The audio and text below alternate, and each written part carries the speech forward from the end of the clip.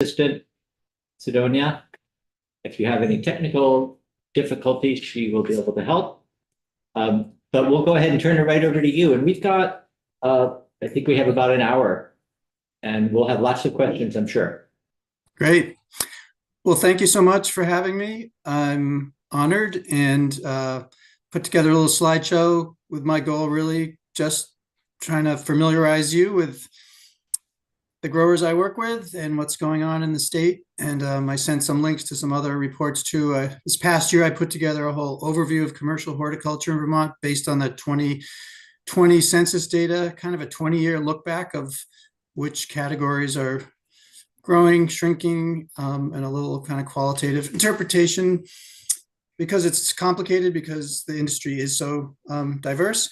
I've been with Extension for 35 years now, hard to believe. I love my job. I learn something every day. I really enjoy working with the growers, and I think a primary part of my role is to just help the community connect to one another and feel both the technical support, social support.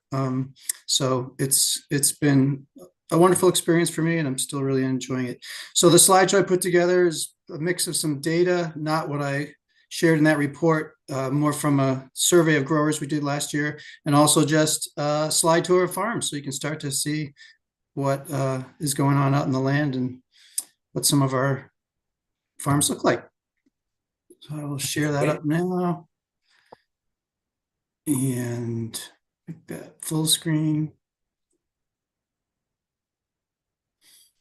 Can you see that all right? Yes. Great.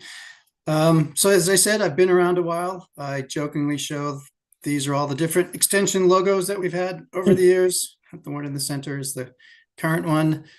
And the longer I do this, the more I'm aware of everything I don't know.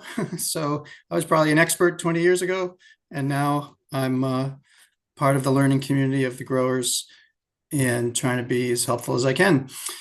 So, you asked me here to speak about the VVBGA, the Vegetable and Berry Growers Association. I'm their technical advisor support. I work for Extension, but we're in close partnership. And my goal really has been to get all growers into the association as a way to enhance communication and keep them connected. So even though it's $75 a year per farm to join, you can join for any amount, including zero, by simply checking that box when you go to the grower website. No questions asked. So there's no barriers to participation, but we do need this kind of official connection to really keep the information flowing.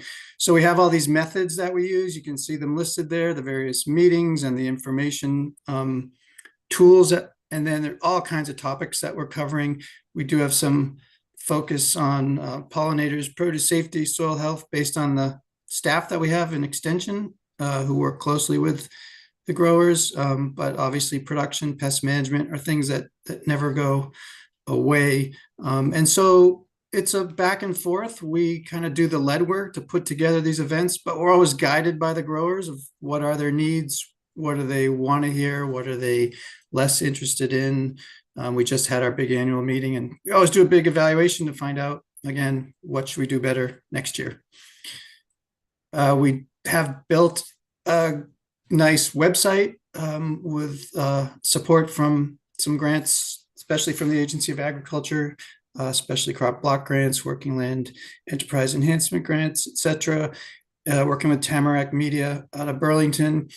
And one thing it does is generate a nice map of all of our members. There's also a written list where you can see the descriptions of farms, but this just gives you a sense of where we're at.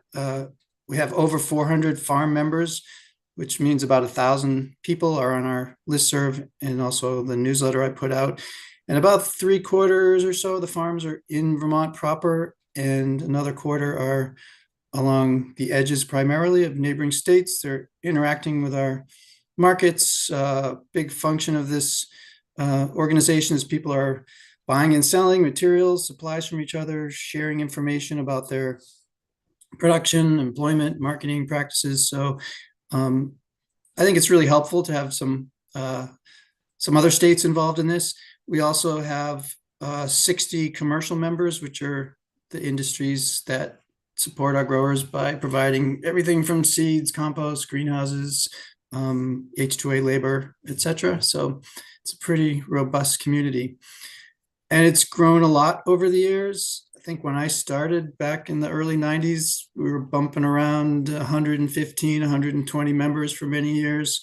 And then it has grown over time, both as the industry has grown, but also as the value proposition, the exchange of information that people can engage in through this organization is a real compelling reason to participate. And of course, way back in the day, we didn't have all these tools. Everything was paper and face to face, and harder to get everybody connected. And you can see New Hampshire, New York, Mass are secondary to Vermont, but got some very active members in those states as well. And even some folks from further afield where they feel isolated, they don't have tools to connect to other growers, so they've tapped into us. I did want to share some data beyond the census data, as I mentioned, and this was from a survey we did of our membership in 2023, and it had 177 farm owners or managers respond, which is just under half of our total membership. And you can see just how diverse the farms are. So it's hard to find a farm that just grows vegetables, for example. 92% of the farms that responded are growing vegetables. 88% of them have greenhouses, or high tunnels, as we call them, these plastic greenhouses. About 2/3 are growing ornamentals, cut flowers, herbs, etc. And about 2/3 are also growing berries. And the list goes on, and I'll show you some pictures. Folks are, sugaring, and a bunch of folks also do livestock. And so that makes the census data very challenging to unpack because they are so siloized by products sold. And it's hard to paint a picture of a diverse farm using that data. We did ask these folks about their sales, and the total of these products was 42 million. So that was from 168 farms reporting, which is much less than half our membership. So you can see from this, and also from the census data, that the kind of farms I work with is probably in the $80-100 million range. We have a lot of very small farms too. And I'm always an advocate for small farms and small communities. They're a good fit. Trying to scale everybody up when you don't have retail markets nearby means pushing them into much more challenging wholesale markets. And I believe there's still unsaturated niches in small towns for small CSAs and roadside stands, etc. And then we do have some larger farms, the Paul Mazas, Paul Harlow's, Tony LaHoulier's of the world, the Sam Maza farms, where you're getting into the 50 to a couple hundred acres, but those farms are atypical. It's generally, much more. You can see the average of vegetable farms 11 acres. Berries are interesting because there are a lot of farms that are just focused on berries, especially blueberries, and there are about 350 farms total statewide, and many of them are quite small. But again, potential for growth there. I have a question here. Sure. To interrupt briefly, Representative O'Brien.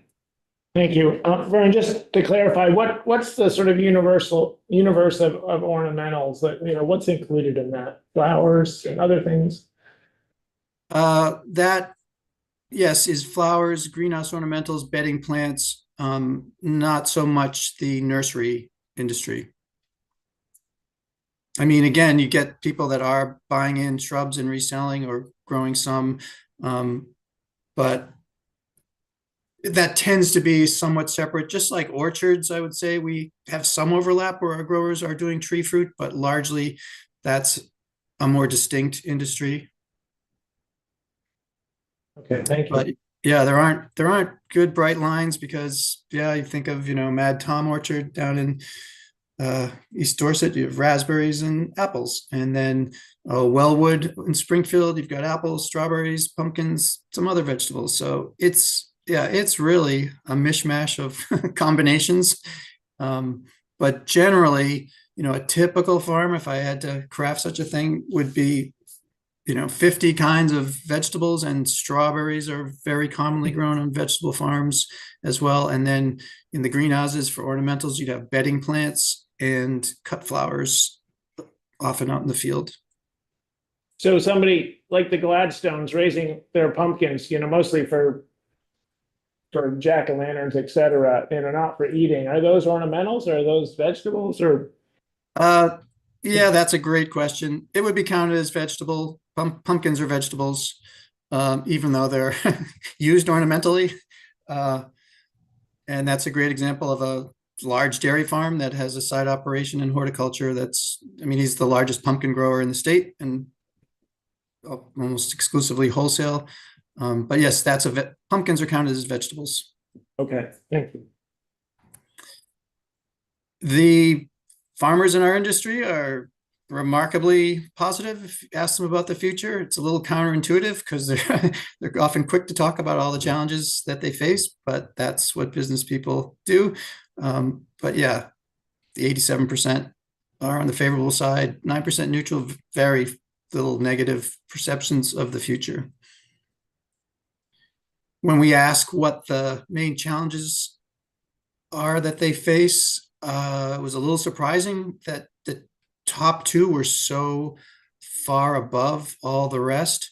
So extreme weather obviously has been on folks' mind with all of the flooding, and I've been through 3 extreme flood events in the last 13 years. And then there's just, the rainfall in 2023 on top of the flood. So there's a lot of thinking about this, a lot of adaptation. It's one of the things pushing more and more high tunnel or greenhouse production.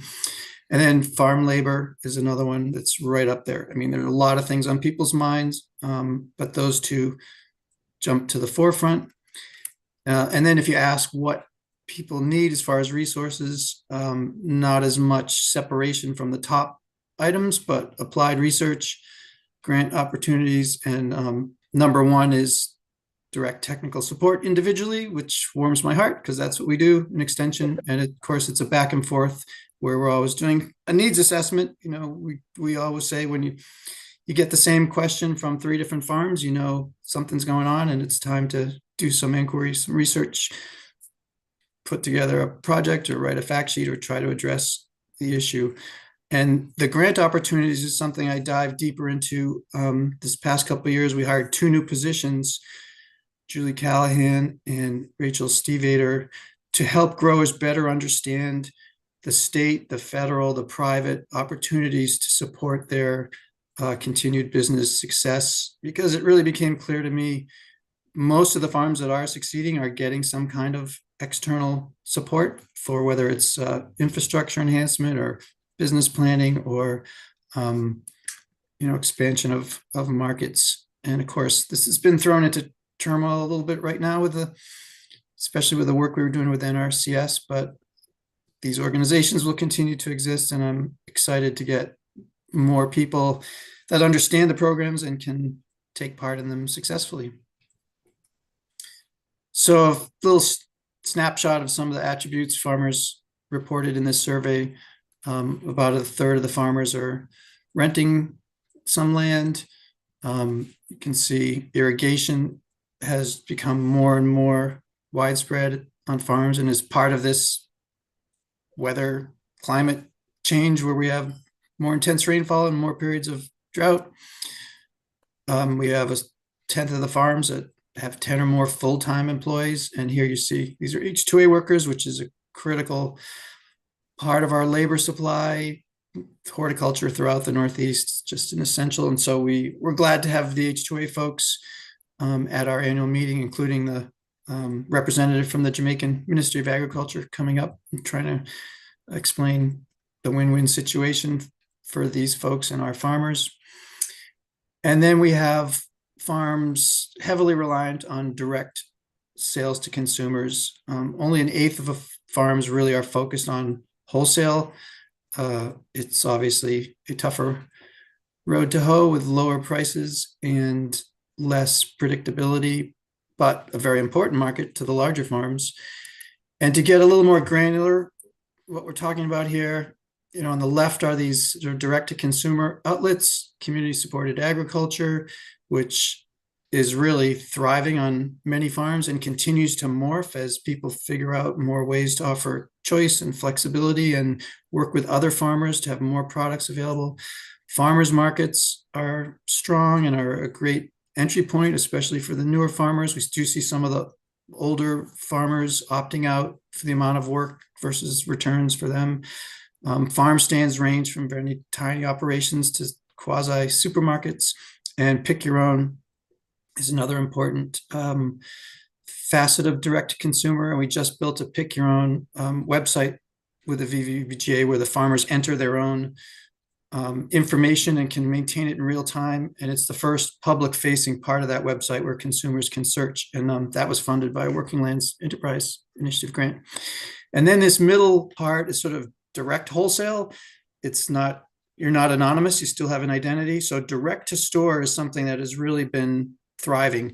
This is to the food co-ops, the healthy livings, the city markets of the world where there's local branding and identity, and the prices are way better than some of these other wholesale outlets. And there's more relationship-based marketing, which gives some modicum of security. Restaurants are smaller volumes and a little more complicated, but important for many farms. Farm to institution, a tough road to hoe. We interviewed a lot of growers with a master's study a couple of years ago.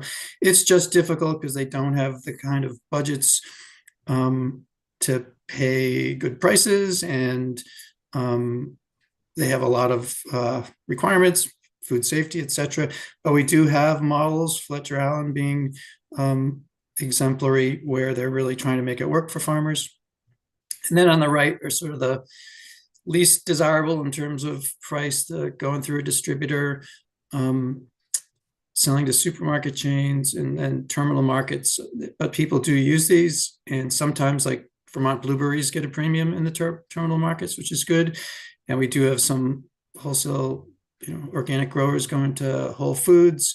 And then of course we have the Deep Root Organic Farmers Cooperative, which is an entree into these natural supermarket chains, where a dozen or so Vermont farms banded together, 30 years ago now, and it's still going. And interestingly, there's farms from Quebec that are a big part of the supply chain for that. So it's a complicated situation, but it is doing well.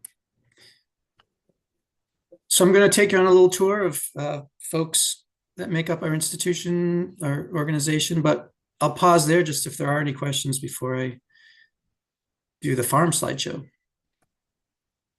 Right. Not seeing any questions, so we'll let you continue. Okay. So you're probably familiar with Justin Rich. I know he's testified many times before the legislature. He's our current president of the VVBGA. His farms in Huntington. He's an incredible grower, super smart. One thing he's renowned for is sweet potato production. Does focus a lot on root crops. There's a picture of a sweet potato field, something that my first year in extension, we did trials with this. It was not well known, and now it's become a much more popular crop.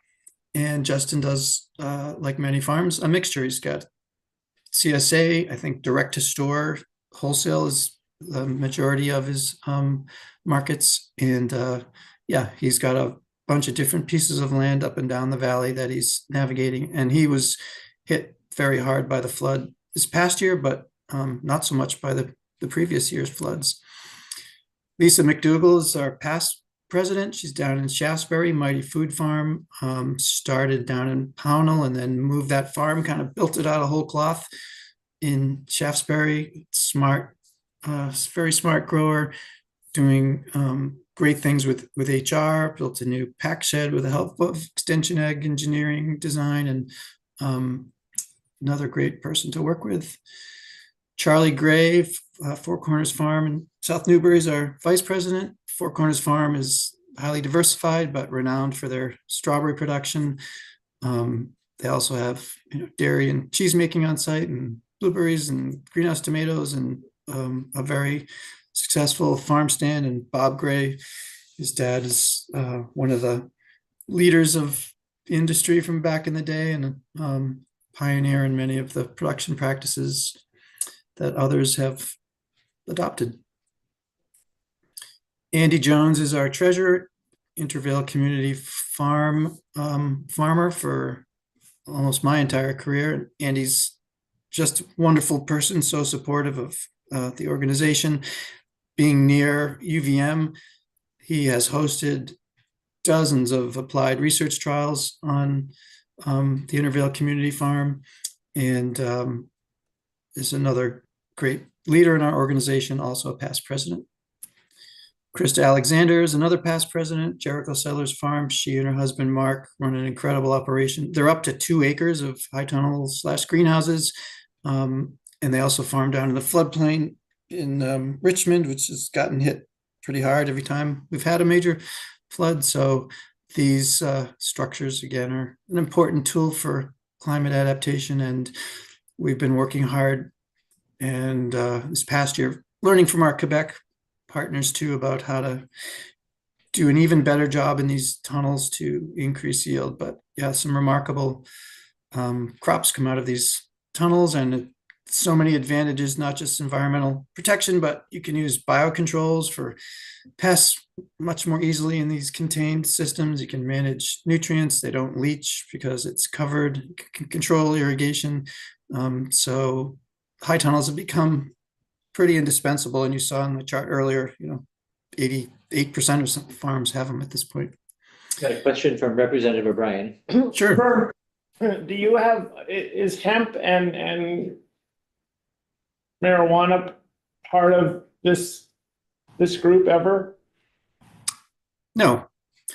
We have had a few people on the listserv who've kind of utilized this group to gain some production information. And we do have people like Howie Prusak down my way here in High Meadows Farm, has a direct relationship base with a small company in Guilford, I believe, that makes medicinal products, body creams, etc. And so there's a small amount of hemp that he grows for that company. But I think it's like so many other parts of agriculture, right? As soon as it's commodified, it's very hard to navigate the markets and make money and have a strong foundation to build on. Whereas these relationship-based markets, whether they're with individual customers or stores or small processors, are the things that endure and allow people to actually make a decent living. Yeah. So Ryan Patch is a wonderful young farmer, went through the UVM farmer training program many years ago, and then started a small farm down in Waterbury. And he and his wife, Jenica, acquired this land up in Hyde Park. And essentially, it's incredible. They carved a road into the woods and, created this whole farm out of abandoned pasture and hayfields, and has just been continuing to grow it. Excuse me. And another thoughtful, engaged board member. The other Ryan. Excuse me? We were just saying the other Ryan Patch. There's a. Oh, it's Ryan Demarest. I'm sorry. Okay. Got my Ryans mixed up. Elizabeth Wood, New Leaf CSA in my hometown of Dummerston, has been farming on rented land from the Scott Farm, which is part of the Landmark Trust. So an arrangement with a nonprofit, and I helped them craft this rolling lease. So that's been an important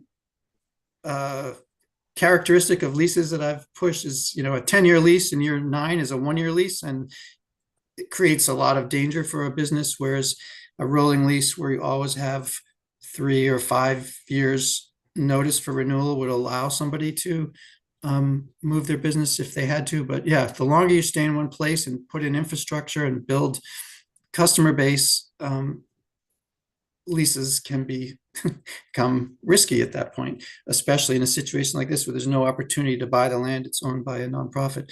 But her farm is a great example of a small farm, very low overhead, where she has made a living for, I think, 25 years now. So she's just farming about 4 acres out of a 7-acre field, has put up now 2 or 3 of these high tunnels. She has some chickens and sells eggs, and has some African goats. At one time she made cheese. She doesn't do that anymore, but has a CSA of 100, 125 members, does the winter farmers market, and a tiny bit of wholesale to restaurants. Yeah, lives very little other infrastructure, small pack shed, lives around the corner. So keeping the cost down and keeping the employment cost down. She has one employee, and it maybe is half-time seasonal as well. So it's a model of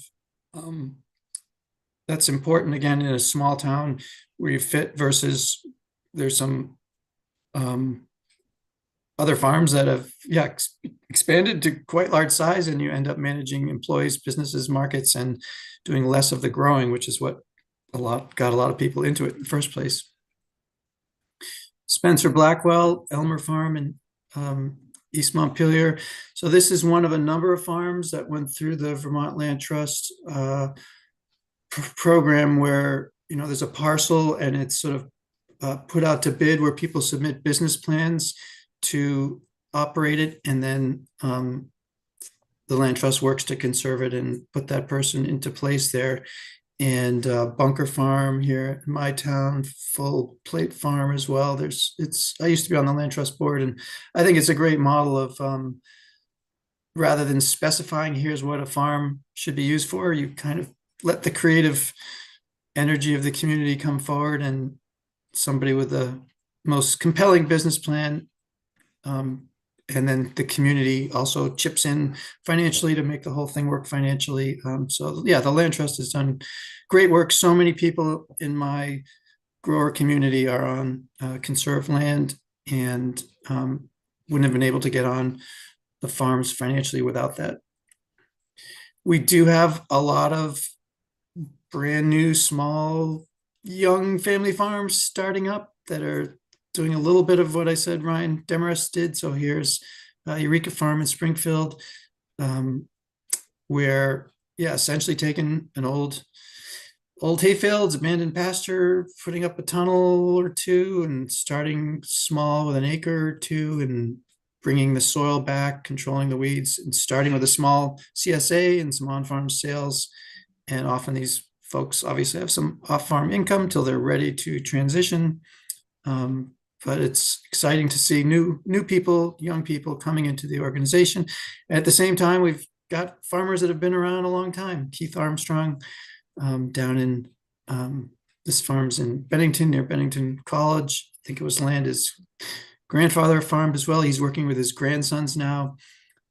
Sells all his product through a very low-key roadside market right on Route 7 south of Bennington. And just an incredible person. Comes to the New England vegetable meeting every other year, picks up ideas. He's always trying new cover crops and new varieties. And I guess he gets all his energy because at one time he was the Vermont State snowmobile champion.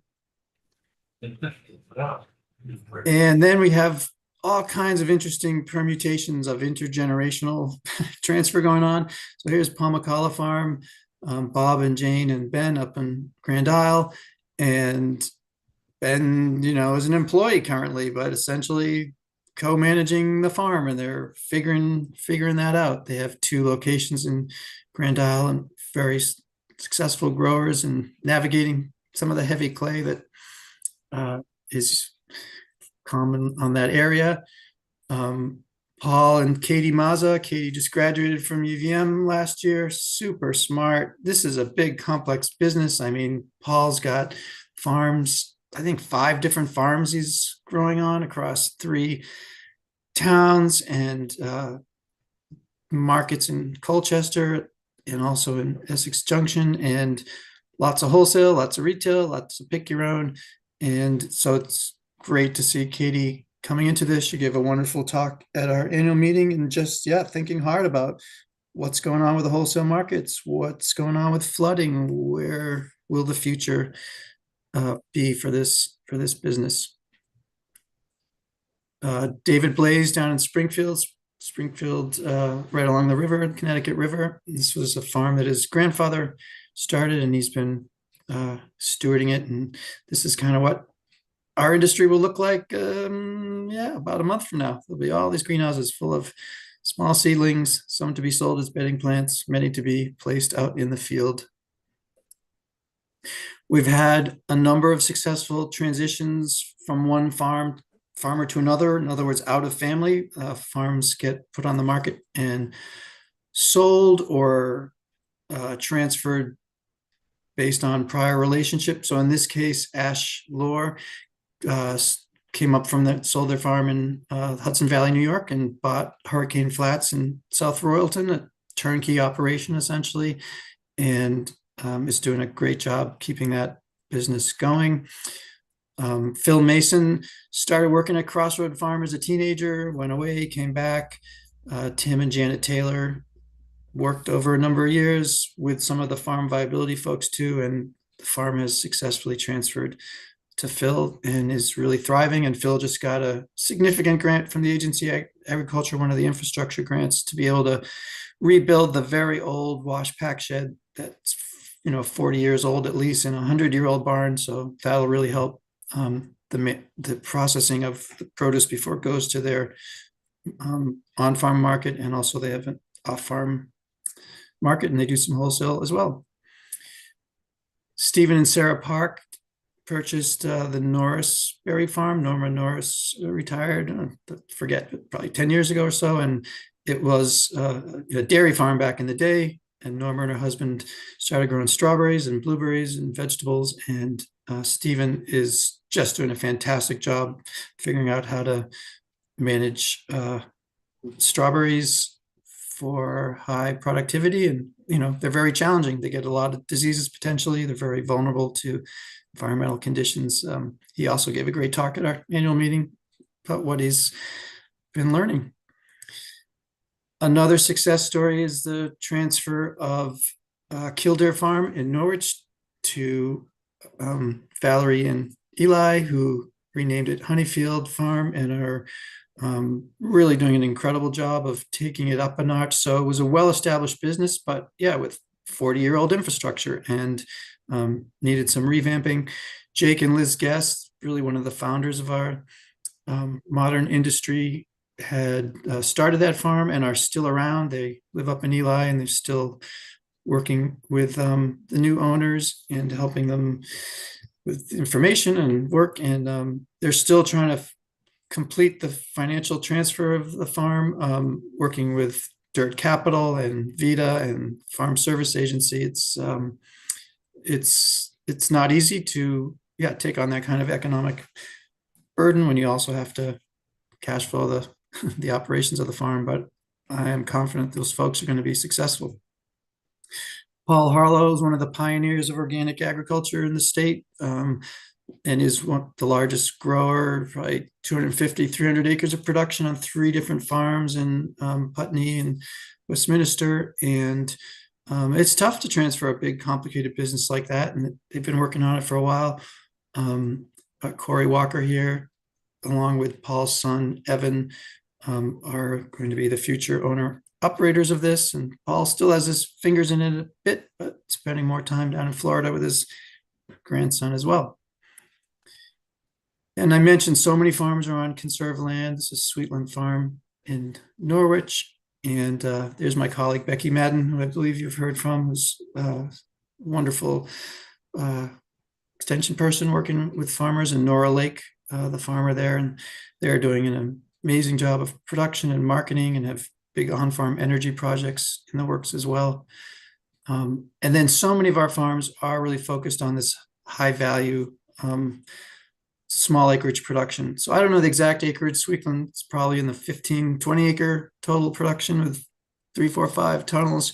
And True Love is probably in the, 3 acres, 2, 3 acres, vegetables, a blueberry patch, some tunnels, but focused a lot on the cut flowers and the high value vegetables to take to farmers market. Jerry Smith, who sells primarily at farmers market, some on-farm sales down here in Brattleboro, is the flower man at the market. dahlias and glads and cuts. Also does a lot of syrup and a lot of berries. I mentioned Howie Prusak. He's also on the board. He believe he was the first certified organic farm in the state 40 something years ago and does the farmers market, but he's unique. He has his own regional wholesale herb distribution. So potted herbs primarily, and his own trucks to take them up and down the valley, Massachusetts, Connecticut, Vermont. He's a great marketer and great share of information. And I mentioned he's doing a little bit of hemp for the Body Product Company. Sam Mazes, of course, is one of the largest vegetable farms in the state, well known for their pick your own strawberries, blueberries. They've got corn maze, lots of greenhouses with ornamentals and tomatoes. And sadly, Gary Bombard passed away several years ago, and Lori's been charged with running the farm with her sisters and is doing a great job. Again, the whole question of how much land and effort to put into wholesale when prices have been flat for so long is something a lot of these large farms are grappling with. The Dutton boys here, Paul and Wendy, started this farm, which now the three sons are back, and they have markets in 4 different towns and farms probably in 5 different towns. Another one of the larger growers with a couple hundred acres, vegetables and small fruits, also have an apple orchard and sugaring operation, and just got a grant this past year from the Agency of Ag to expand their cider processing. And they also acquired Newfane Nursery several years ago. So they have a nursery operation right next to their store in Newfane. So a lot of moving parts on farms like this. Pete Johnson's well known for his innovation, direct to store sales, really innovative packaging of different kinds of root crops and doing lots of leafy greens, and is farming a lot of land in the Craftsbury area. And I'm really excited about the on-farm marketing that I see happening. So this is Sweetland Farm in a very small area, all kinds of great products from that farm, from neighboring farms, from sustainable operations further away where they just happen to have connections. For example, they know folks in Alaska, so they're bringing in some sustainable fish. It's a little unusual, but it just makes for a really compelling experience for the consumer to get all of these products that are source identified and grown in a good way. And then even smaller, here is Wild Carrot Farm in Brattleboro, which is a self-serve operation, a little computerized checkout, lots of their products, lots of local farm products. Joe's Kitchen Soups in there from Montpelier, some roasted pepitas from the Finger Lakes. So a really well curated mix of good food. And these little stores are often in a single structure that is also housing the CSA pickup area and the wash pack shed. So this has been an important advance in our industry in the last 10 years or so, partly with the addition of some ag engineering folks, Chris Callahan, Andy Chamberlain with Extension, that much more intentional design of these facilities and how product flows and appropriate temperature control and cleanliness. And this is an area where a lot more investment is needed to help farms continue to thrive. So much innovation going on. Tim Allen growing strawberries in Core, and basically trying to have fall strawberries for his retail stand, which was super successful. He told me he's going to expand it this next year. The high tunnels seem simple. They're just a plastic covered greenhouse, but there's a lot of complexity and environmental controls, things going on like screening to keep cucumber beetles out and shading with the high temperatures we've had. And we're working hard to figure out how to optimize circulation and ventilation to get the most photosynthesis out of the crops, and automated roll-up sides. This seems to be an important path forward. So we've been doing some promotion of those this past year. And people are growing crops all year round in these So there's not a lot of growth in the very dead of winter because there's not much light, not much heat, but the leafy greens get planted in October. They get established, they grow, and then now with the light coming on and things getting warmer, they really start to prosper. And so you can start cutting and selling. And this is also great if you go to winter markets and have root crops. So leafy greens plus the root crops is a great combination. Chris Callahan, our ag engineer on the right, has been so helpful to our industry and we had a Working Lands Enterprise grant on cold storage back in 2015, I think. And that's when Chris really helped people dial in the measuring devices, so monitoring temperature and humidity and optimizing it. And there's even an app, they can see things right on their phone of what's going on with the storage. And there's Tony LaHoulier, who Footbrook Farm is a part of the Deep Root Co-op, and you can see the size of the storage there. There's a lot of crops in these storage facilities. David Marchant and Jane Sorensen and Riverberry Farm been up there since I started, and great strawberry farm, wholesale vegetables, about 50 acres of crops. They're on the Lamoille, and they've been hit pretty hard over the years with flooding and have done some really thoughtful plantings of riparian buffers, but also just taking some fields out of row crop production and going more to sod. And this is kind of what's going on in people's minds of, the floodplains are a great place to grow row crop vegetables. They're flat, they're fertile, they're near irrigation water, they can't be developed. So we're not giving up on them. And then there is also the question at what point do you change, because the risk is just too high. So that's kind of the existential question. We don't know, but where people can get some land higher ground, they're doing that. It's tough, especially in the high value areas. Soil health has been a calling for growers for quite a while now. It sort of used to be just called nutrient management, but now it's so much more the physical condition, the microbial life. And Danielle Allen at Route 5 Farm in Fairleigh are doing an amazing job of it is complicated to figure out your crop rotations. How do cover crops fit in there? How do you add the right soil amendments? And so lots of spreadsheets, lots of calculators, lots of plan Bs when the weather doesn't allow you to do what you want to do.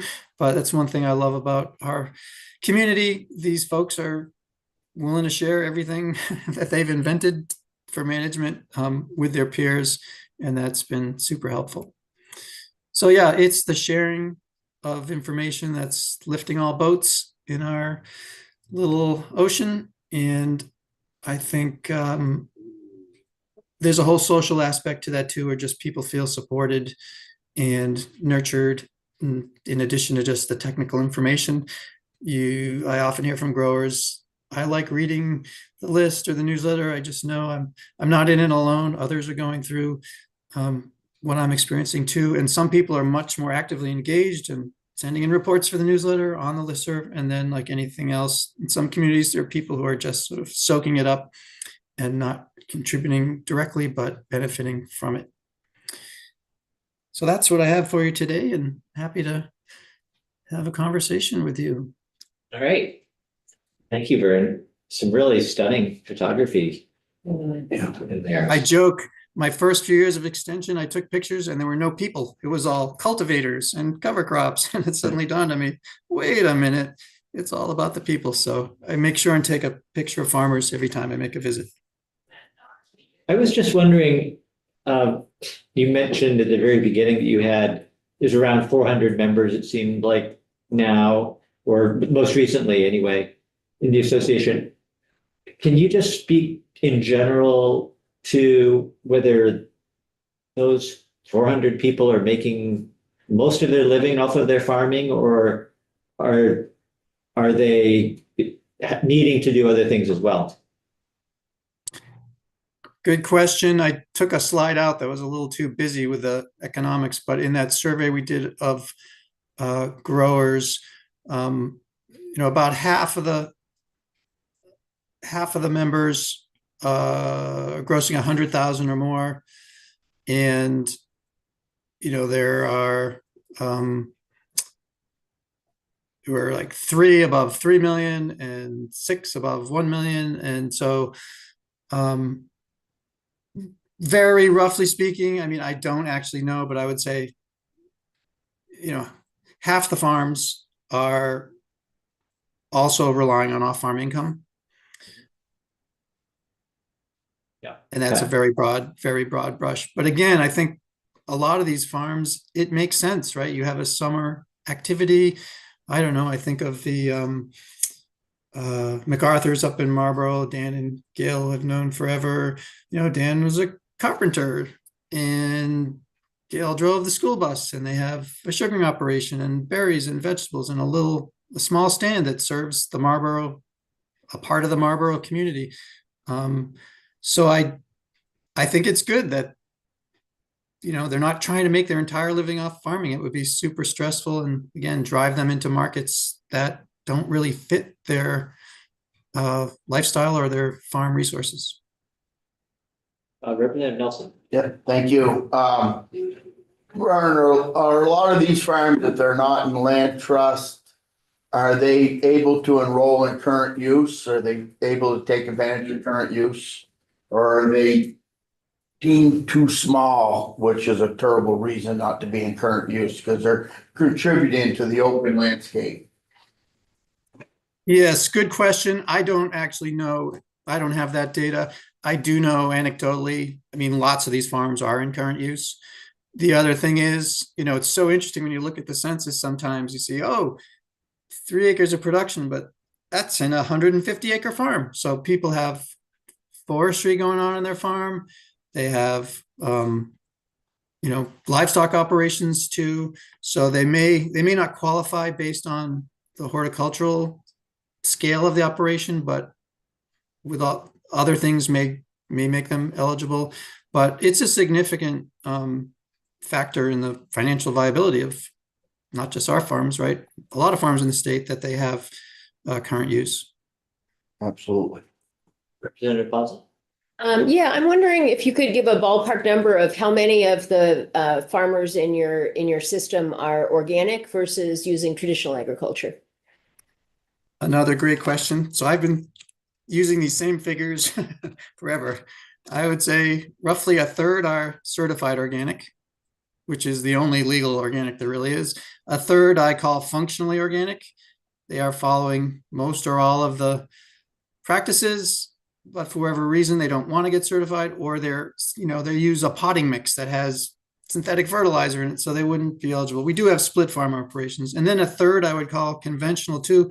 Although that term, our conventional compared to Florida vegetables, is like there is no comparison. The amount of spraying and the other, the reliance on cultural practices, the fact that we have diverse ecosystems with lots of beneficials in the woods and hedgerows, and that people have these small parcels they can rotate among versus, you go to New Mexico, it's just a giant desert square with it's a whole different thing. So our whole community really has a culture of stewardship that I would say, aligns with organic values. And we have our conventional growers are cover cropping and trying to use biologicals. So, I have always said I got out of the judgment business a long time ago. People make their choices about their philosophy, but we're trying to help everyone move in that direction of least toxic approaches, most ecologically sound practices, and the growers are all learning from one another. Vermont is kind of unique in terms of how little tension in the grower community there is about, are you organic or not organic? Like our board is just a mix, and they just talk about irrigation, labor, production. I mean, it rarely comes up as an issue. I do think sometimes it's hard if you are not certified organic, but trying to do good things to explain that to consumers, because for a lot of consumers, it's a bright line, yes or no. So we've tried, integrated pest management, ecological agriculture. There's a lot of other labels. I don't know that more labels help. So that's a long-winded answer to your question. Thank you. Representative O'Brien. Vern, I'm sure you are familiar with this New England Feeds New England project. Ellen Taylor and Jake Claro have been working on it. They brought up something like, and I think your statistics bear this out, that there are about 3,000 acres in vegetables and berries right now, and we need to move to some enormous figure, like six-figure acre numbers. And I'm just wondering, can you somehow foresee Vermont by a multiple of 10, all these farmers, personally, can we, do something like that, whether it's triple, quadruple, or times 10, some giant multiplier, down the road in the next 20, 30 years. Complicated question. And to me, the issue is clarity about the strategy. So I have been saying for a while, pushing smaller farmers to get bigger is not a widely applicable recipe for success, because as I've said several times today, a lot of people are in a niche that works for them, and it's going to create a ton of challenges to suddenly become a bigger wholesale grower. I will also say our bigger wholesale growers are very unique human beings. The amount of information in their heads, the amount of things they can manage and juggle, the level of stress they can cope with, it's not normal, right? So if we want to scale up to people that can fill tractor trailer loads of food and send them to supermarkets, we need to recruit those unique kinds of individuals. It isn't taking a 5-acre CSA person and getting them to grow 200 acres of mechanized row crops. You need to find the person who has interest and skill in doing that. I mean, Matt Linehan up at Sparrow Arc in Guildhall is a good example. Was a market gardener down the Hudson Valley, is now, the largest potato grower in the state, doing straight up wholesale and growing 1 million pounds of potatoes. So those folks exist.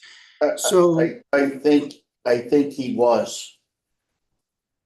I think the second flood this year. Yep, he got hit. I think I talked to him this summer, and I feel terrible. I think it wrecked him. I really do. I think he's back on track. I hope so. He's changed he's going to grow less in the floodplain. He's doing more direct to store marketing with smaller 5-pound packs. And he wrote a whole thing in our newsletter, kind of sharing with growers how he's coping. So we need to recruit those folks. We need to have the land available. Like you need to have those large parcels of land, whether through conservation. And then I would love to see, some kind of market incentive for the larger buyers to patronize those folks and buy from them. And I have no idea what that would look like in policy. And it may be as simple as a more robust public recognition of, like back in the day we had seal of quality or something. So I don't know the strategy. It's just pushing smaller growers to get bigger is not enough. There has to be an active plan to find those unique individuals and help them get the resources they need, the land base and the access to markets. And the infrastructure, the support for the pack sheds and all that is huge. I mean, you look at Matt is working with 1960s facilities there and making it work. But, if we could invest in modern wash pack storage help. And again, growers aren't looking for everything to be funded, but to help them bear the cost is important. Representative Fossum. Yeah, Vern, thanks. I was wondering if just in general, what kind of suggestions do you have for us in terms of things that we could do to help support Vermont vegetable and berry growers? We hear from a lot of folks from like dairy and maple, and we don't hear from a lot of vegetable growers. So I'm wondering, what's your advice? What kind of things could we do that would help support people that are growing the products that you focused your career on? The grant programs that have come through the Agency of Ag are hugely important. And I say this from a selfish point of view too. Everyone that works for me in Extension is soft funded and is on a variety of different support. The water quality program funds are huge for us, especially crop block grant, working lands enterprise grant, those types of things. And competitive grants, I think, are great because it makes the best projects come forward, and not just for extension, but also, these farmers, the produce safety enhancement grants were a great example of not tons of money. You had to have a technical support person both help you with the proposal and the implementation. I mean, the success rate was just off the charts with those. Every farm that I know that put in some kind of improvement is using it and benefiting from it. So that's, again, a selfish ask, but the continuing to fund both the growers and the service providers that are moving the industry forward is a good way to help. And then, yeah, any kind of policy that I know a lot of states have buy local policies that don't have a lot of teeth, but what could be done to actually move that needle where there's, whether in incentive or penalty, or again, I don't have a clear understanding of the options, but other states have done some things. But it would be great to do anything we can to make Vermont produce more attractive to large buyers. I mean, the consumers get it and the farmers are handling that, and just by the high quality of their product and the customer service and their incredible communication. I mean, oh my gosh, I'm on these farmer Instagram pages. It's so moving what they share, and the stories they tell and the pictures they provide. So the retail part doesn't need as much support. It's the wholesale area where if there could be policies to improve the buying habits of those entities, that would be good. We had the director, I guess, of the new cafe program at Vermont State in Randolph testifying this morning, which is, I don't know if you met Glenn. Yeah. There, Mhm. Glenn Evans. Okay, good. Yeah, because he offered an optimistic, I think, presentation on the work that they're hoping to do, filling the pipeline with the interested students, but also trying to meet the demands, the workplace demands of the state. So I think he seems very open to input and suggestions. But obviously, if you've had a conversation with him already, you already know that. But seemed like when you're talking about trying to find that Superman to run a big business and all that they've got to juggle. Well, maybe it's we so. can train the next Superman. I mean, the interesting thing is, they emerge right from this continuum of, the good news is we have a lot of young people that want to farm, and some of them are already here. Some of them want to come here. We have career changers. We have some really successful farms where people say, I'm done being a whatever, and I always wanted to grow things. And I mean, I think of Ken Albert, who started Shelburne Vineyards, who was an engineer at IBM, and that's what he always wanted to do and was very successful.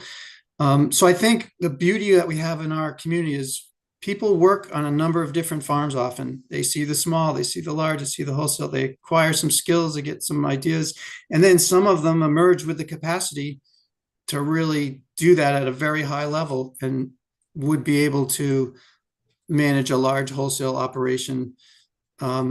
So again, we don't always know where they're going to come from, but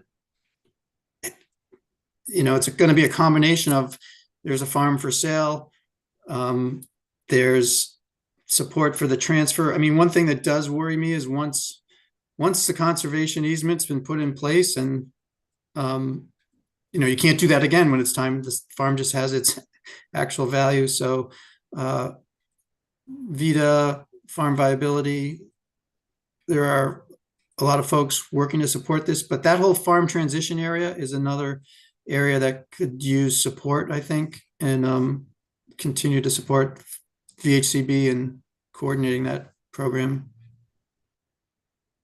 All right, let's take one more question and then we better wrap things up.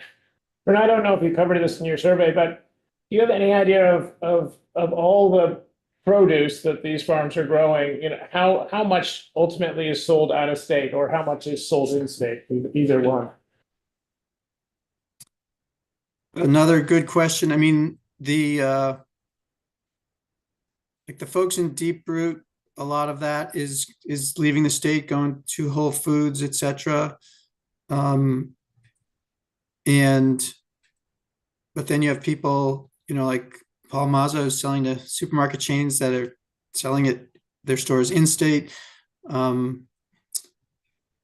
I don't know the actual answer to that. If I had to guess wildly, I'd say, a quarter to a third of the produce leaves the state. So mostly Vermont customers. Mostly, I mean, and that's also makes a lot of sense for what you're going to get paid and the transportation costs, et cetera. But yeah, if you have 250 acres of organic vegetables like Paul Harlow, and one thing he doesn't want to do is kill all the market for the small growers, right? He could flood the food co-ops with low cost organic produce. That's would be a lot of work, but also not something that aligns with his values. So it makes much more sense to put it on a truck to Deep Root and go to Whole Foods in Connecticut, and some of the stuff goes to Florida. And so, I mean, I think we need a mix of both. Yeah, diverse markets are good. And certainly it's important to identify where are the gaps, right? Where could we have more fresh produce being sold to our people? And so obviously starting with the things that we can grow well makes sense too, rather than, so yeah, when I see out of state cabbage in the fall in a local store, that doesn't make a lot of sense to me. But other things, yeah, are just more expensive to grow, like string beans are very tricky, even if you get into mechanical harvesting. So there are just some crops that are hard to be profitable here and are not the priorities, I would say, for increased production. Thank you for making time today. And if you have, if you find yourself with more time at some point, and I know you're wearing the growers, well, I'm not sure which hat you're officially wearing, but it would be, if there's ever a point where you would like to send us some recommendations that are the Growers Association's recommendations, we would be happy to have that and be able to consider that. And maybe Great. you're not the right person to be asking, but you can Well, send that on to the board. I work with the board, so we're having a board meeting in the next several weeks coming up. So I'll put that in front of them that you made this request, and I'm sure they'd be delighted to respond. Wonderful. Thank you so Thank much you. for having me. I really appreciate it. And I'm at your beck and call. If any time I can be of service, don't hesitate to ask. All right. Very much appreciated. Thank you. Yeah, take care. Bye.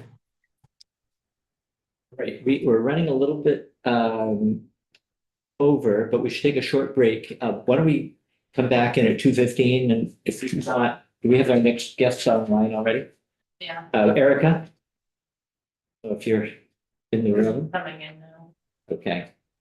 Hi, Erica. How are you? Get into that. We need to take a little break. So if that's all right with you, we're just going to stretch. We'll be back in about 7 minutes.